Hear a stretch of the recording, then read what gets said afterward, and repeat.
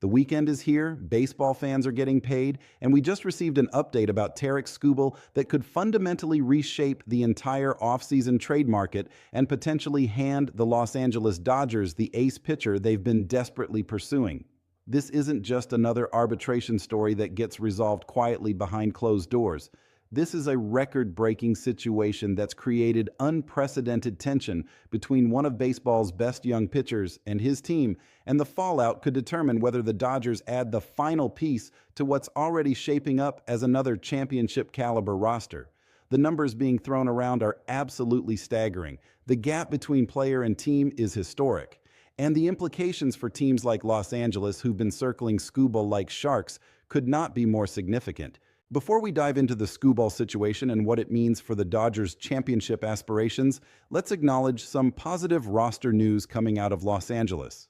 The Dodgers successfully avoided arbitration with all three of their eligible players, signing Anthony Banda, Brusdar Graterol, and Alex Vesia to new deals. This might seem like routine offseason business, but it's actually significant because it eliminates potential bad blood and contentious negotiations that can poison relationships between players and organizations. Nobody had to go through the uncomfortable process of having the team argue they're worth less than they believe they deserve. Everyone came to mutually agreeable terms, maintaining the positive organizational culture that's been crucial to the Dodgers' sustained success. Anthony Banda returns as a valuable left-handed bullpen option who can eat innings and provide matchup versatility. Brusdar Graterol, when healthy, remains one of the most electric arms in baseball, with a fastball that touches triple digits and devastating movement. And Alex Vesia, the quiet acquisition from Washington during last season, proved to be exactly the kind of under-the-radar pickup that championship teams make, providing quality innings and versatility throughout the stretch run and playoffs. The fact that all three are back and under contract without going through arbitration hearings is a testament to Andrew Friedman's organizational management and the collaborative approach the Dodgers take with their players. They could have played hardball, forced arbitration, and potentially saved some money. Instead, they chose to maintain positive relationships and team chemistry, understanding that the intangible benefits of a happy clubhouse often outweigh the marginal financial savings from aggressive arbitration tactics. But while the Dodgers were smoothly handling their arbitration situation, things were getting spectacularly messy in Detroit. Tarek Skubal, the back-to-back Cy Young Award winner who's established himself as arguably the best pitcher in baseball, is now headed to arbitration with the Tigers after the two sides failed to reach an agreement by Thursday's deadline. And the numbers involved are absolutely mind-blowing in their disparity. Skubal is seeking $32 million for the 2026 season. Let that number sink in for a moment. $32 million for 1 year of arbitration-eligible service time. That would be by far the highest single-season arbitration salary in baseball history, shattering previous records and setting a new benchmark for elite pitchers going through the arbitration process. From Skubal's perspective, the demand makes perfect sense. He's won consecutive Cy Young Awards. He's been the best pitcher in the American League for 2 straight seasons. He's carried the Tigers' pitching staff and been instrumental in their return to playoff contention. Why shouldn't he be compensated like the elite ace he's proven himself to be? But the Tigers have countered with an offer of $19 million. That's still a substantial sum, still a recognition of Skubal's value and accomplishments, but it's $13 million less than what Skubal and his representatives are seeking. And that $13 million gap is the largest in the entire history of baseball arbitration. We've never seen a chasm this wide between what a player believes they're worth and what a team is willing to pay. This isn't normal negotiation posturing where both sides are reasonably close and just need to find middle ground. This is a fundamental disagreement about value that suggests serious tension between player and organization. Here's how arbitration works for those unfamiliar with the process. Both sides submit their numbers. Skubal says $32 million, the Tigers say $19 million. If they can't reach a negotiated settlement before the hearing, the case goes before an independent arbitrator in February. That arbitrator doesn't split the difference or come up with some compromise number. They choose one side or the other. Either Skubal gets his full $32 million or he gets the Tigers' $19 million offer. Nothing in between. It's winner take all, which creates enormous pressure and often results in one side feeling disrespected and undervalued regardless of the outcome. Now let's talk about what this means for the Dodgers and every other team that's been circling Tarik Skubal, hoping the Tigers might make him available. The arbitration outcome will dramatically impact Detroit's willingness to trade their ace, and the direction of that impact depends entirely on who wins the case. If Skubal wins and gets awarded the full $32 million, the Tigers suddenly find themselves on the hook for an enormous salary for a single season. Detroit is not a big market team with unlimited resources. $32 million represents a massive chunk of their payroll, and committing that much to one player, even an elite ace, fundamentally limits what they can do elsewhere on the roster. In that scenario, the Tigers become highly motivated to trade Skubal as quickly as possible, ideally before paying any significant portion of that $32 million salary. They'd be looking to move him during spring training or very early in the season, maximizing their return in prospects and young talent while avoiding the financial burden. But if the Tigers win the arbitration case and Skubal is awarded $19 million, the calculus changes completely. $19 million is still significant money, but it's far more manageable for Detroit's budget. In that scenario, the Tigers are much more likely to pump the brakes on any trade discussions, keep Skubal for the 2026 season, and try to make another playoff run with their ace leading the rotation. They might still be willing to trade him at the July deadline if they're out of contention, but they wouldn't feel the same urgency to move him immediately that a $32 million award would create. For the Dodgers specifically, the $32 million scenario represents their best chance to acquire Skubal before the season starts. If Detroit is suddenly desperate to unload that massive salary, Los Angeles has the financial resources and prospect capital to put together a compelling package. They can absorb the full $32 million without blinking, something smaller market teams simply cannot do. And they have one of baseball's deepest farm systems, allowing them to offer the kind of premium prospects Detroit would demand in return for a back-to-back Cy Young winner. Imagine the Dodgers' rotation with Tarik Skubal joining an already impressive group. You'd have Skubal at the top, followed by Tyler Glasnow, Yoshinobu Yamamoto, Blake Snell, and either Clayton Kershaw, Dustin May, or one of the other young arms competing for rotation spots. That's a championship-caliber starting five that could dominate throughout the playoffs. Skubal gives you a legitimate ace who can pitch on short rest, handle pressure situations, and match up against anyone in a playoff series. That's the kind of addition that transforms World Series contenders into overwhelming favorites. The Mets are also heavily involved in Skubal sweepstakes, and they have similar financial advantages to the Dodgers. Steve Cohen can write any check necessary, and the Mets have prospects to offer in a trade package. But the Dodgers have been more aggressive in recent years about acquiring elite talent regardless of cost, and their track record of developing pitchers and managing workloads might make them a more attractive destination from Skubal's perspective if he has any say in where he's traded. The $32 million figure, if awarded, might be way too rich for the Tigers to stomach for a single season with a single pitcher. Detroit has made smart, measured decisions in recent years to build a competitive team without blowing up their budget. Committing that much to one player, even someone as talented as Skubal, runs counter to their organizational philosophy and financial constraints.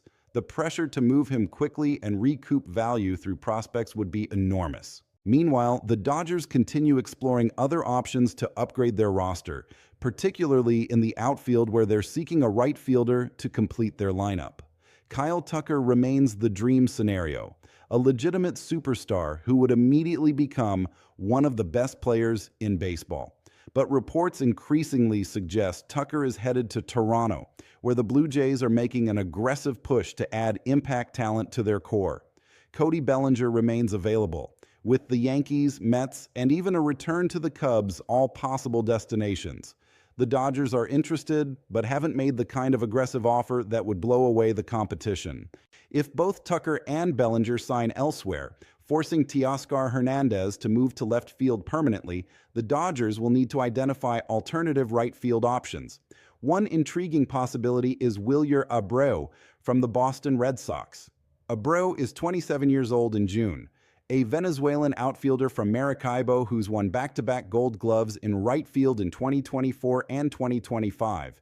His defense is elite, providing exactly the kind of stability and reliability the Dodgers value in their outfield defense.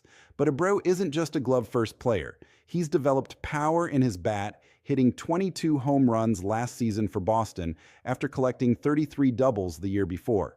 He's coming into his own offensively, entering what should be his prime years as he begins his third full season in the major leagues. The combination of elite defense and developing power makes him an attractive target, especially if the price is reasonable. The Red Sox would likely demand a top 15 prospect at minimum for Abreu, given that he's still under team control and relatively young. That's a significant price, but not prohibitive for an organization with the Dodgers' prospect depth. Abreu would give the Dodgers an outfield of Teoscar Hernandez in left, Mookie Betts or another player in center, and Abreu in right, with his Gold Glove defense anchoring the corner. That's a balanced outfield with both offensive production and defensive excellence. The beauty of Andrew Friedman's approach is the willingness to explore multiple options simultaneously without committing prematurely to any single path. The Dodgers are hanging around the backboard waiting for the rebound, as the old expression goes. They're involved in conversations about Tucker, Bellinger, Bo Bichette, and now potentially Abreu, ready to pounce when opportunities emerge. They don't panic when their plan A falls through because they've already developed plans B, C, and D. This measured approach occasionally frustrates fans who want to see aggressive, headline-grabbing moves. But it's also the approach that's kept the Dodgers competitive year after year, without mortgaging their future or making desperate decisions that backfire spectacularly. They're patient, strategic, and willing to wait for the right opportunity rather than forcing suboptimal deals just to make noise. The bullpen construction for 2026 is another area where the Dodgers' embarrassment of riches creates both opportunities and challenges. With Graterol back and healthy, along with the addition of Tanner Scott and the potential return of Evan Phillips, the Dodgers have an absurd amount of late-game talent. Managing all those arms, keeping everyone engaged, and getting regular work will be a significant challenge for Dave Roberts and the coaching staff. One possibility is moving some bullpen pieces in trades to address needs elsewhere on the roster. Brusdar Graterol, despite his electric stuff, struggled in the postseason last year, and teams may have figured out his approach through advanced scouting.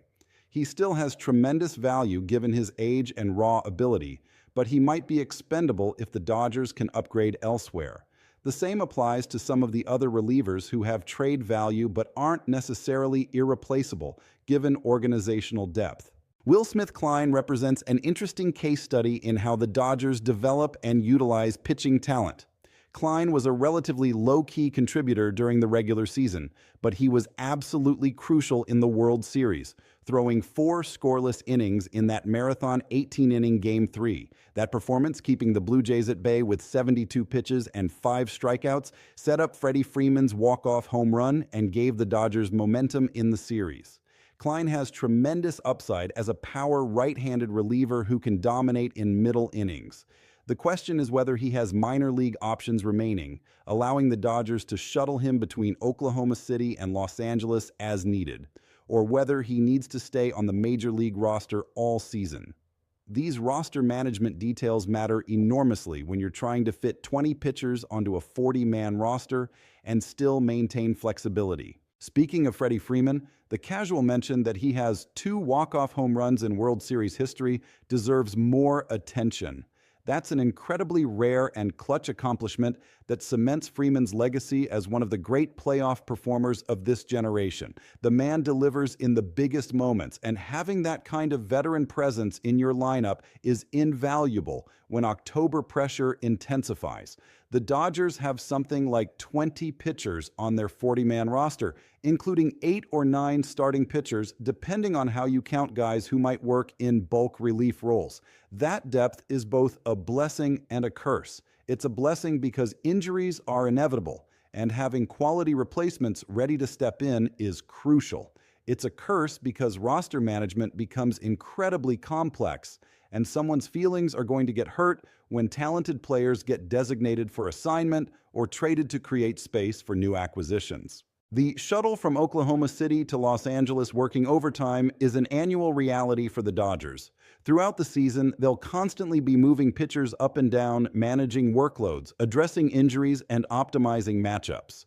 It's exhausting from a logistics perspective, but it's also what allows them to keep arms fresh and maximize performance over a grueling 162-game season plus playoffs.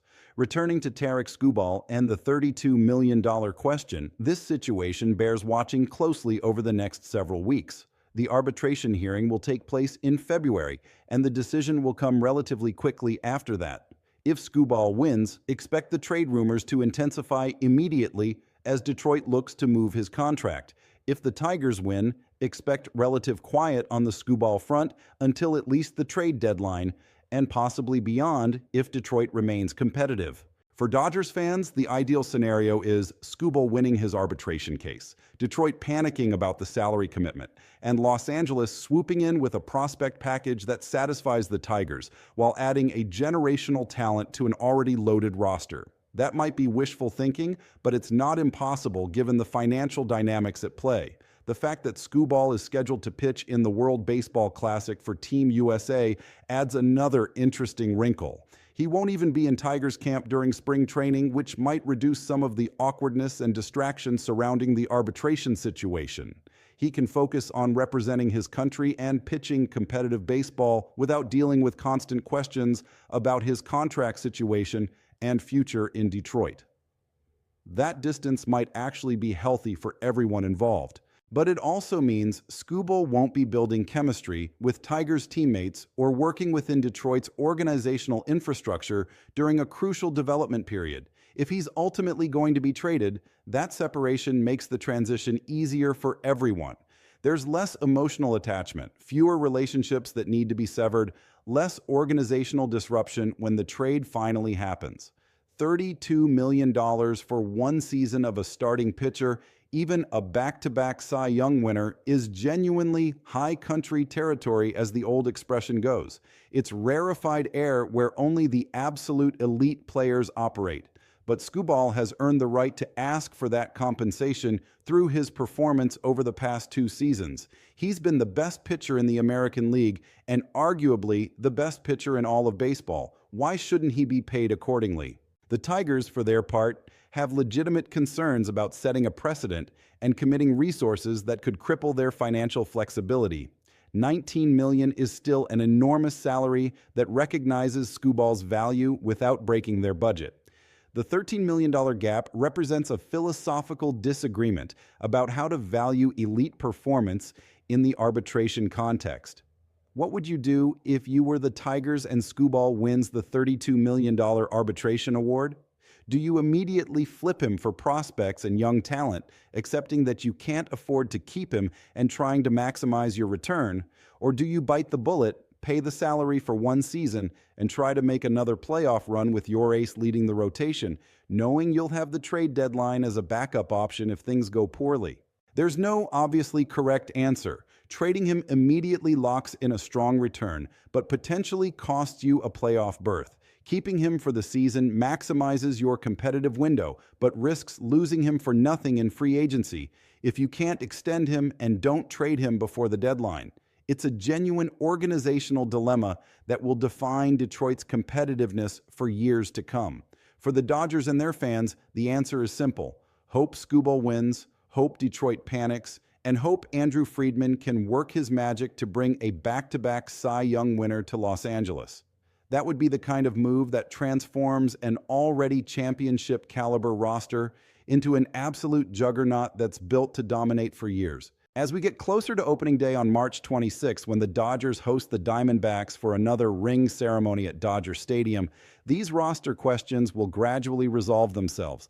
The Skubal situation will be decided, the outfield will be finalized, the bullpen will take shape, and the Dodgers will once again enter the season as one of baseball's elite teams built to compete for championships through smart roster construction, financial advantage, and organizational excellence.